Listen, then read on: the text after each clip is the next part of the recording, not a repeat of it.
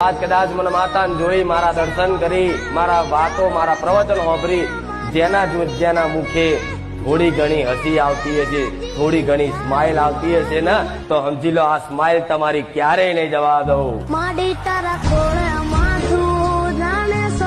વિક્રમના હાથ જાલી અને મેં મેલડીએ બહાર કાઢ્યો અને કીધું કે જેના ઘેર હું મેલડી પૂજાતી હોય ને એના બધું જંતર મંતર ફેંદવાની જરૂર નહીં, બધું એક બાજુ મેળ દઉં.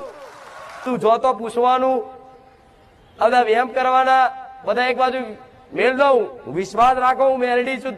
તમારા દેવગતિની ઓટી હશે ને તો ઉકેલવાની જવાબદારી લઉં છું. બોલ.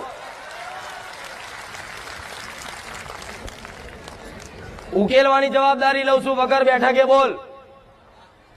નહીં જોતા મારા સાનિધ્યમાં માનતા હો કે જબરા જબરા દેવ હોય અને જબરજસ્ત ધૂળતા હોય, કોઈને ગોઠતા ના હોય, તો મારું નામ લેવાથી બંધ થઈ જાય, શાંત થઈ જાય. શું કામ મારું મૌન રાખસ? મારા સતનું મૌન રાખસ, મારા ન્યાયનું મૌન રાખસ.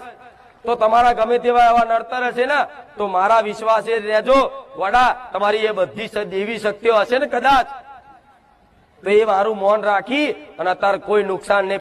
મારે 2 દીકરીઓ પછી માં દીકરો હતો, પણ માં 6 દિવસ જીવે અને મરી જાય. ફરી બીજી વખત બી માં દીકરો હતો, માં 2 દીકરીઓ પછી બીજી વખત માં દીકરો 6 દિવસ જીવ્યો અને બીજી વખત મરી ગયો. તો માં અમે માનતા એવી રાખેલી કે આ વખત અમને દીકરો આલે અને તમારી કૃપાથી હારો હમો મોટો થાય અને સારી રીતના બધું હારી થઈ જાય, તો માં અમે તમારે ત્યાં નામકરણ કરાવશું એવી માનતા રાખેલી માં. અને અમે એમ રાખેલું કે એના વજન પ્રમાણે માતાજી પેંડા ધરાઈશું, નારિયેળ શ્રીફળ અને 5 નારિયેળનું ત્રોરણ હે કરશું માં. એનું નામ રોનક રાખો, રોનક. રામ માં રામ. તમારા ઘરમાં નવી રોનક લાવો. રામ રામ માં રામ માં આશીર્વાદ. રામ માં. પટેલ નીલમબેન હિતેશ. શા માટે માનતા રાખી હતી માતાજીની? માં દીકરા માટે.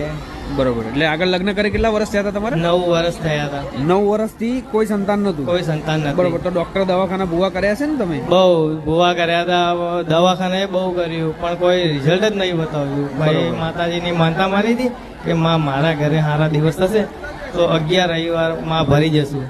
તો 1 રવિવાર ભર્યો અને મહિનામાં જ માતાજીનું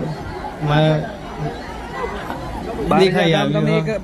માનતા રાખીને 1 મહિનો થયો ને પછી સારા દિવસો દેખાયા. હા બરોબર. ને પછી અત્યારે 9 મહિને દીકરો આપ્યો. બાકી આગળ 9 વર્ષમાં ડોક્ટરના રિપોર્ટ શું કહેતા હતા? એ તો એમ જ કે તમે તાર દવા લેજો, ભગવાનના ઉપર રાખજો, બીજું કોઈ કે માથે કોઈ થાય એમ નહીં. ડોક્ટરમાં કોઈ પ્રકારની ગેરંટી નથી. તમારી મનની એક જ ઈચ્છા લઈને આવ્યા હતા. હા. પણ જે એક વખત પગ મૂકે